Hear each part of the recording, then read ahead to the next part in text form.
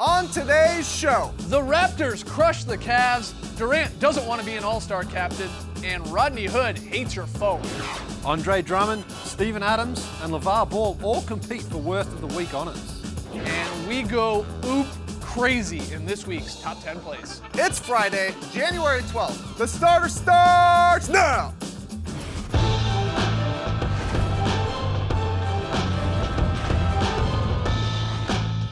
Good evening, sweet world, and welcome to The Starter, presented by Jack Daniel's Tennessee Honey. Whether you're joining us live right now on NBA TV or watching later on YouTube, we're very, very happy to have you. I'm Jay Skeets, and alongside me, it is the international man of mystery, taking it to the max. A little sick tonight, Lee Ellis. I'm going to fight through it, This though. is your flu game, Ellis. This is my flu game, This friend. is your Jordan flu game. One of us will be carrying you out of the studio later. Over yonder, that is the bearded one. That's Trey Kirby. Hey, yo! TK, what's up, man? Well, I'm here at the internet looking for your best tweets at hashtag the starters. And guys, when we were recording our podcast, The Drop, earlier today, we picked some players we'd like to see in this year's dunk contest. Aaron Gordon, Jaylen Brown, Dennis Smith Jr., guys like that. But then I pitched the guys on a wild idea. What if the NBA had a fancy layup contest? Because all the rage in youth basketball is the jelly, which is basically just a very fancy finger roll that you put as much sauce on as you can. Woo. Came out of New York thanks to players like Isaiah Washington and Javon Quinterly, who you're seeing here. It's already made its way to college basketball, and you can even find clips of some NBA stars doing jellies in practice. I love watching this, and all of it brings us to today's question. If the NBA had a fancy layup contest, who are you inviting? My top four starts with none other than Kyrie Irving, who would no doubt be the favorite to win this kind of event, he doing sort of actual does it. jellies in the NBA. I'd also invite John Wall. He's got some jellies on YouTube along yeah. with LeBron James, pretty fun. Gary Harris, I'm putting him in the mix. Had some sick layups this year. And you gotta invite Nick Young because you never know what's gonna happen with Swaggy P. That's my four, but I'm curious if there's anybody you guys would be interested in adding to the list. Can I jump in the DeLorean and go back and get a young Derrick Rose? Yes. Is that in play? Derrick Rose. Bring him back to me, He please. had some amazing dunks, but he had some incredible layups. He almost hurt him at times because he would avoid contact so well instead of maybe trying to draw the foul. A young Derrick Rose. What about Steph Curry? He's got some nice layups crazy as well. finishes. Yeah, Correct. he's sort of got that Steve Nash one as well, that nice finger roll there, but he's got his own, so yeah. Good pick. Definitely, but we want to hear from you, so let us know on Twitter. Who are you inviting to an NBA fancy layup contest? Send us your best tweets to hashtag the starters. We'll hear from you a little bit later. All right, get your tweets in. Obviously, no task tonight. Still in London, England. He's going to spend the weekend there before he comes back for next week. So I will take over Worst of the Week honors, handing out that diss honor. Oh, right, So I will do that. We got the top 10 plays from the past 7 days. We got Lee's very solid play. A whole bunch to get to here tonight. But we start with a little Is This News? Trey's rounded up some recent NBA headlines. Going to pitch them to us, and we will determine whether or not they're actually news. Trey. All right, our first headline comes from ESPN, and it reads, Raptors have no problems with slumping Cavs, even without Lowry and Ibaka. Is this news, J.E. Ski? Oh, this is Raptor news! fan? I'm just going to go and stand next to Trey for a few minutes. This is news both from the Raptors side of things and the Cavs. And we can get to the Cavs and why they were lethargic. Did they have too much fun with Drake up there in Toronto the night before? And just their general January malaise. They seem to do this every year. We can get to that. But the Raps, to me, watching that game, 133-99, it was a beatdown. Without, as Trey said, Kyle Lowry or Serge Ibaka. It was a bit of a blueprint, though, to the possibility of what they would have to do to beat the Cavs 4 times out of 7 if they were to meet in the playoffs. And then what I mean by that is you start with DeRozan, who did not need to give the Raptors a 25, 30-point night. He was making quick, intelligent passes, as he's been doing for a good chunk of this season. The Raps had 18 first-half assists against this Cavs defense. And I know the Cavs defense has been brutal as of late, but they were moving the basketball. That's going to be key into beating the Cavs in the playoff series. The other thing, their bench, it's one of the best benches in the league. I've been trying to tell everybody that for months now, and they proved it last night. Van Vliet, career high, 22 points. Yeah. Pascal Siakam, a beast as the big off the bench there. Norman Powell finally got back into the swing of things. He'd been out of the rotation. And then the Teenage Mutant Ninja Pirtle. Oh, baby. I mean, and then I put Pirtle with my third point here, and that is the bigs in a series against the Cavs, the bigs of the Raptors, need to abuse them. JV, a beast again last night, along with Pirtle. Those guys, 27-30 combined in the 44 minutes. The Cavs don't have a big guy. And I know at some Not a point, decent one, at anyway. some point they're going to go, obviously, they're going to try the love at the 5. And if they do that, well, the Raps bigs got to crush them like they did last night. And maybe at some point you'd even see LeBron at the 5, and you'd have to make them work on that end. All I'm saying is I'm not saying the Raps are going to take them in the playoffs. It's a long time until April and May, and maybe they eventually meet. But that's the blueprint's there. And it helps to hit a couple threes too. Yeah, Masai Ujiri just said this week that the Raptors should get more nationally televised broadcasts. Is he wrong? No, he made a perfect case for it on Thursday night, even without two of their star players. You talk about the bigs. Every team right now, the trend is to play small and fast ball. But when you have an advantage like the Raptors had last night with Pirtle and Valanciunas, you have to try to exploit that. Yeah. We saw the same thing for the Cavs against the Timberwolves earlier this week on the glass. Taj Gibson and Karl Anthony Towns for the Wolves just pounded them. Toronto out-rebounded them last night 63 to 35. And it felt, you know what, it felt even more than that. You're right. That's You're a crazy thing. Now Dwayne Casey's actually created a good problem for himself because, as we've talked about, come later in the season and playoff time, most teams and most coaches tighten their rotation a little bit. But all the guys who played last night, I felt they weren't playing for themselves. They were playing for the team. There was a lot of ball movement, a lot of sharing. Everyone was getting involved. You talk about DeRozan. 4 guys off the bench had double figures in scoring, only 3 of the starters. So it shows that everyone who was out there knows they're going to get an opportunity to play. And if they perform like they did last night, they're going to be kind of fighting with each other for minutes. But that's a good problem for any team to have. For sure. And injuries will come into play eventually. Yeah, someone will go down. Someone's got to play. What did you think about Coach LeBron there getting very, very angry at the squad? And what do you think about the Cavs in general with their defense the way it is? Yeah, I mean, they were lazy last night. There's no other way to describe it. They were just not trying hard enough, and LeBron is not happy. And this kind of thing, this happens with the Cavs team, with the LeBron team every once in a while during the season. It's actually a good thing, I think, because what this does is now LeBron can get on his guys at practice, get on them in games and say, everyone's got to try better. And LeBron himself as well, he has to do better defensively. But the Cavs defense is a concern. They are the second worst defense in the league. Only the Kings are worse. It started off bad, it improved, and now it's gone back to where it was at the start of the season. And they have a big, big hole in the middle that they need to address. I know there's been rumours about a trade potentially with DeAndre Jordan. He got injured last night, so I don't know where that stands right now. But I think after the performance last night, I think the Cavs front office are going to have to explore that again. We will see. All right, Trey, next headline. Raptors win one big game this week. Wearing a Canada shirt on TV give now. me it, man. I love your shirt, bro. Thanks, man. Anyways, our next headline from USA Today. Kevin Durant would rather have somebody else pick the All-Star teams. Is this news? Bad news. Yeah, this is news because to me, this basically confirms what Yeah. Commissioner Adam Silver told TASS in London when they spoke, and the idea of like the league doesn't want to put the players in this compromising position of having to pick who their teams are. You know, do you pick your teammate or do you pick your arch nemesis or, you know, whatever. Like Durant is, look, kudos to Durant for coming out and saying, I don't really want to be the captain. And right now he's not. The latest returns, Curry would be the captain in the West. He's some 44,000 votes or so ahead of him. I like that Curry wants to do it. But Curry does want to do it, but he also said there's potential for those last 2 or 4 picks to get ridiculed or not what. At the end of the day, they're all stars. I don't want to put anyone in that situation. So he also didn't really support it as much as I would have liked him. But if these guys, like LeBron has said, televise it. John Wall said televise it. But if other stars like LeBron and Steph are saying, well, maybe not, then there's no chance of it happening. You need all the big stars basically to put pressure on the league and to Adam Silver and say, no, we have to televise this. Otherwise, it's not going to happen. Could this backfire on Kevin Durant? Him coming out and saying, I don't want to be captain, and we still have some votes to tally up here. Could people be like, Let's make him captain. Yeah, that's he doesn't a good want idea. gotcha. Yeah. No, in all honesty though, and I know, like, I get we're probably not going to be televising this. And here's what Durant said. He says, I don't want to do it. I'd rather somebody else do it. Blah, blah, blah, blah, blah. I know we're not going to get it televised. I'm angry about that. I think a lot of fans are. Yeah. I worry that they're going to make this more of an issue though than it needs to be by not televising it. And what I mean by that is, it could be less of an issue if the selection is actually televised, so you get an idea of why a particular player is drafting so-and-so right there on the spot with his explanation. Oh, I need a center. Hey, Curry, sorry, hate to do this to you, but I'm taking Giannis.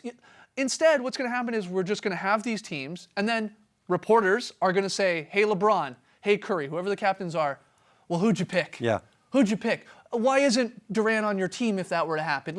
That's all that's going to happen. And I think it'd be a little more, obviously more fun, but it would just be more open. If everyone was a little more playful with the whole idea, then it wouldn't matter. Yeah, they're making this a bigger issue than it needs to be. And the thing is, people aren't really going to care anyway. That's what I'm saying. A couple of days after. People just want to see the game improve. If the game improves, then the league's going to realize, okay, we've got something here, we need to maybe tweak it a little bit more. But that's the key issue here, is the game has been so bad for the last few years, they need to make the game close and competitive. So this stuff with the draft, it's gotten a bit crazy because no one can believe that the league changed it, and then they said, well, we're not going to televise it, we don't want to embarrass anybody. No one's going to get embarrassed. There's no one in the NHL, when they've done it, has been hurt from doing it. They got a car out of it. Exactly, yeah. It's a bit crazy, but... All right, Trey, what's our final headline? All right, our final headline is from NBA.com, and it says, NBA fines Rodney Hood $35,000 for slapping a phone from a fan's hand. Is this news? No. I mean, it's one of the biggest fines of the season. Yeah. $35,000. It's a good chunk of change. You also get dinged a little bit of money for getting tossed there with the technicals. But Rodney Hood, this is you rarely see this much fire from him. Honestly, like he was. That's him flying off the handle? Yeah, it really was. I mean, not only getting tossed, but then knocking the guy's phone out. The league's pretty sensitive to any fan-player altercations. I mean, earlier this season, Dwight got $35,000 for making an obscene gesture. Josh Jackson got the same with a fan. So but this is funny. Yeah, no. Honestly, if the guy's phone wasn't broken and everything was cool, then it's fine. I guess he looked into filing a police report. Yeah, well, that's since been dropped and stuff like that. But I mean, Hood, look, it's an expensive phone when it's all said and done. I don't know. It's funny.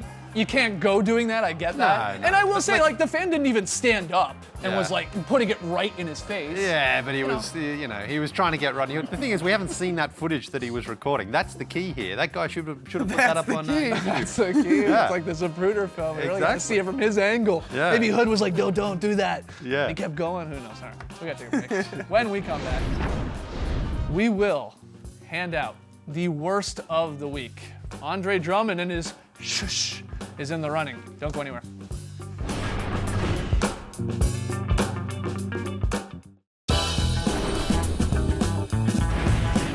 Welcome back to the starters. The homie Tasmella is still across the pond drinking tea, so I have taken over worst of the week duties. Ladies and gentlemen, the worst of the week. This week's first runner-up for worst of the week, Andre Drummond for dropping an ill-advised shush. Yes. Friday night, Detroit down 31. Drummond makes a free throw to cut the 76ers lead to 30. And he quiets the crowd. That's all right. He's improved his free throw shooting this year. Detroit went on to lose the game 114-78. He has improved his free throw shooting. Yeah. You got to be aware of the score there when you're quieting the crowd. Yeah, but why 30. are they booing him up 30, you know? Because they're up 30. Yeah, I guess so. It is early. It's still, too. Philadelphia. They're not throwing mid-third. batteries. Yeah, good point. They're just booing them. All right. Our next runner-up for worst of the week, it's Steven Adams for leaving Westbrook hanging, bruh. Oh. Westbrook at the line, misses the free throw, needs some teammate love, gets dapped up from Melo, you see there, but Adams just ignores him. Russ, not happy. Look at this. I thought those two were tight. Oh, I'm taking notes. Yeah. Not going to forget that one. Yeah, I'll remember that. Adams. Yep. He sort of laughs there, it looks like, at the end. But free throws are the worst of the week. Yeah, a lot of free throws. I know you love free throws. Best of the week. I bring this one up, though. I think Steven Adams has got to be a little worried here. The last time someone left Russ hanging on a high five, he eventually got traded. Remember Jeremy Lamb? Whoa, yo. When I walk by you, you dap me up, all right? Russ has chilled out a little bit, though. He didn't look like he wanted to kill Yeah, he's Steven Adams. super mellow now. That was back in 2015. Jeremy Lamb traded a couple years later to the Hornets. But the worst of the week, it goes to Damian Lillard for whining about a layup late in the game against the Rockets, all right? Enough of this already, guys. Wednesday night, Rockets up about 7 there, 15 seconds left, CP3. He goes for the uncontested layup instead of running out the clock. Damian Lillard not happy after the game, said he was frustrated that CP3 had broken an unwritten rule by scoring when the contest was decided. This happens every couple of weeks. It happened with Mike Budenholzer not long ago in the Hawks. We got to stop the whine. I mean, Professor Zach Lowe on ESPN saying, this is the NBA here. If you don't want this to happen, just either foul the guy, obviously don't turn the ball over, play a little defense if you want to, but don't, when someone does it, it was only a 7-point game too. I mean, we've seen some crazy comebacks in the NBA. Yeah. We got to stop this. Yeah, just give him the Russell Westbrook.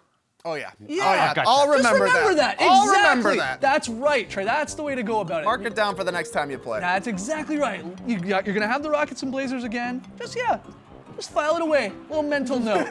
Put it in your pocket. You don't got to have all this. So I find it pretty funny when Lillard tried to slap the ball For away. sure. They are pretty funny interactions usually, so Yeah. I'm kind of okay with it. It's a little different than when Jordan Bell, the rookie, did the dunk off the backboard. Because he's a rookie, you sort of, can allow Well, that. that's the thing. Chris Paul was not showboating. He literally was like, well, I'll just get 2 points here. Game's over for sure. Yeah. He wasn't going like hyping up the crowd or anything like that. Pulling the So air. there's what's the week. Hulk Hogan. I know what some of you, maybe even you guys here are thinking. How did you not give it to LeVar Ball? How did you not give Worst of the Week to LeVar Ball or ESPN for giving him a platform or Lonzo for not sticking up for Coach Walton or for the Coaches Association for overreacting? I mean, that whole thing was nonsense. I love LeVar. Here's the reason. I couldn't give it to LeVar Ball after the spin.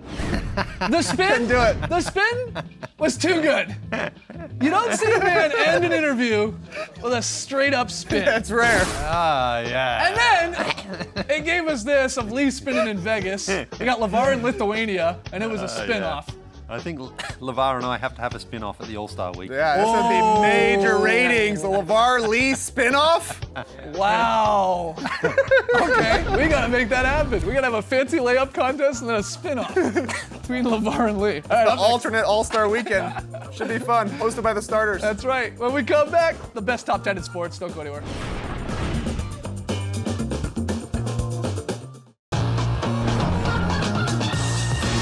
Starters is brought to you by Jack Daniel's Tennessee Honey, official partner of the NBA. Welcome back to the Starters, where it's time for the top 10 plays of the week. We start at number 10. That makes sense. And it's the story of LeBron and Tyus Jones. LeBron with the chase down on Tyus, don't call me Tyler Jones, gives him the stare down there. Emphatic. But the Wolves guard got a little taste of revenge minutes later. Oh, he's a fast learner. Yes. You got the 4-time MVP chasing you down, just Yeah. punch it home quick. At number 9, it's Goran Dragic here with a beautiful behind-the-back bounce pass to James Johnson, who flashes it home. Please don't tell me this is very solid. Well, it was until the dunk came into play, but beautiful stuff there from Dragic. Nice finish as Top well. 10 material. That's Oh, not yeah. very solidly. At number 8, big week for Lou Williams, including this huge dunk. Ilyasova. Sweet Ursa. Lou. Lou. Man, what a week for Lou Williams. Yeah. 50-point game and an appearance in the top 10 plays. Can't beat it. Will he make the All-Star team? At number 7, LeBron's favorite search engine must be Bing, because he dunks over "Don't Google Evan Fournier." Ah, yuck. Oh, levitation there. Yeah, don't Google it. Trust me. Don't Google it. I know you are, but don't Google it. At number 6, we've got 4 plays from the crazy Knicks and Bulls game earlier in the week, and it starts with KP Oh, man. blocking Lauri Markkanen, who was going in for a finish there. This was a KP great game. Oh, it was an awesome game, yeah. Markkanen had a little more luck earlier in the game going up against Enes Kanter. Yeah, It all adds up. yeah, that's the way you finish. Beautiful stuff there. Then it's Kristaps pausing a 7-3 with a crazy move. How tall is he? 7-3. Are you sure? I believe so, yeah. Wow. Maybe 7-4 in The heels. spin and the slip. Then another one, beautiful play here from Jeff Hornacek to send the game into double overtime here. Jarrett Jack finds Kristaps Porzingis for the dunk with just in He time. got it. Beautiful play. At number 5, Jarrett Allen has an old face, but he's still got young legs. Yeah, he does. Throwing it down on nice. Jonas Nice Valanciunas. pass, dude. Jonas was trying to help. He got caught, though. Oh. Man, extension. Beautiful. That's the power of that throw. At number 4, Celtics rookie Jason Tatum drops one on Karl Anthony Towns. Go ahead, Lee. Well, Carl Anthony, Catman don't, I should say. This You week. are sick. Yeah, man, you're not feeling well. I'm as sick as that dunk. Speaking of dunks, look at this beautiful play from the fish and chips of the NBA here. Russell Westbrook to Steven Adams. They look more like the bangers and mash, if you ask me. Beautiful finish. I hope they had a high five after this one. Yeah, I hope so too. Great catch. At number 2, it's your weekly dose of Donovan Mitchell dunking. This time's a one-handed oop. Oh man, Spider-Man, Spider-Man Yeah. does whatever a spider can. Yeah, this guy, let's get him in the dunk contest and have him dunk only in slow-mo. I don't know how we do it, Yeah. but he could probably pull it off. Yeah, he's got that sweet levitate, levitate, levitate. At number 1 though, another oop, little defense leading to offense. Larry Nance Jr. He skies for this one, head off the clouds. Wow. I'd be fine with Larry Nance Jr. in this dunk contest Yeah. as For well. sure. Statue of Liberty. Yeah. So there it is. Oop after oop after oop there in the top 3. Yeah, raise the roof. Why not? It's coming back, isn't it? Finally. After the jump. The sick guy here gives us the very solid play. You gonna make it one more block? I hope so, bro. You wanna lie down? I'll be good. Beasley finds Jack. 3 seconds to go. Jack holding. Jack inside. Porzingis lane throws it down at the buzzer. Ties the game. And it appeared he got it off in time. Catch all those sexy endings tonight on Crunch Time, 9 p.m. Eastern on NBA TV. We asked you who should get invited to the fancy layup contest. Jelly Fam, you hit us up on Twitter, hashtag the starters. Trey, you got to feel the best answer. Yeah, some great suggestions. George Gervin, Dr. J, some classics, but there's one man the people want to see. Put Lee Ellis in the very solid fancy layup contest. Arjun says Lee Ellis, guaranteed VSP. Martin says the twirling dervish, Lee Ellis, of course. Thank you for the support, but I got bad news for you guys. Yeah. One of the requirements for the fancy layup contest is making the fancy layup. And I regret to inform you that Lee might have the tight handle. He might have the flair, but does he have the finish? Lee is a three-point shooter. Yeah, he's in our three-point contest. Yeah. Layups are not his forte. Okay, tonight's pick and play, Blazers, Pelicans. This one's on League Pass. Everybody taking the Pelicans at home. A little shocking to me. Obviously, a tight game to pick from there. Two good teams, Blazers, Pelicans. Enjoy it. Lee, VSP. Yeah, you thought London week was over, but it's not. The VSP comes from yesterday's game between the Celtics and the Sixers. Watch Joel Embiid here with a beautiful left-handed bounce pass through to JJ Redick. Very nice. Yeah, that is gorgeous. I said if a big man can throw a bounce pass from the top of the paint, he'll be in VSP. He is. That's what I call a very solid play. Excellent stuff. It was Friday today. Is that right? I believe so. Yeah, we did the Drop podcast. We discussed Dion Waiters' season-ending surgery. We picked our 10 All-Star Game starters, debated that. And Lee talked about a Ben Wallace poster he had above his bed as a grown man. 25 with the greater than sign, I think. Did anyone ever comment on it? In a derogatory way? No, like literally any comments. Like a woman. You got positive comments? I got a few. Who's that? What's that doing up there? We got some fan signs. Yeah, first one comes from Elliot in Miami, who was outside the arena because they wouldn't let that fan sign in. Crazy. Yeah. Crazy as those suits. This is Jaron of the Jobber family at the Lakers game over the weekend. He has his own pun on that sign. It says the Los Angeles Lakers. Nice. And the other one here comes from Abby with her friends Dave and Christy at the Blazers game over the weekend as well. Fantastic job there, guys. And Don and Donnie, they watch the starters together most days. That's his first NBA game, first starter sign. Great job, everybody. Keep them coming. They'll all be up on Facebook. Yes, keep those signs coming. Do you still have the Ben Wallace poster? Well, it's an Allen Iverson poster with Ben Wallace in it. Oh, yeah, right. Yeah. Well, do you still I have think it? I have it somewhere, yeah. What, Dickie's got it back in Australia somewhere? I think it's somewhere. I'll Put try to that find on a it. poster. All right, guys, enjoy the weekend. No show for us on Monday. We'll see you Tuesday night at 6:30 p.m. Eastern. Thanks for joining us, and remember, 90% of dancing is in the face.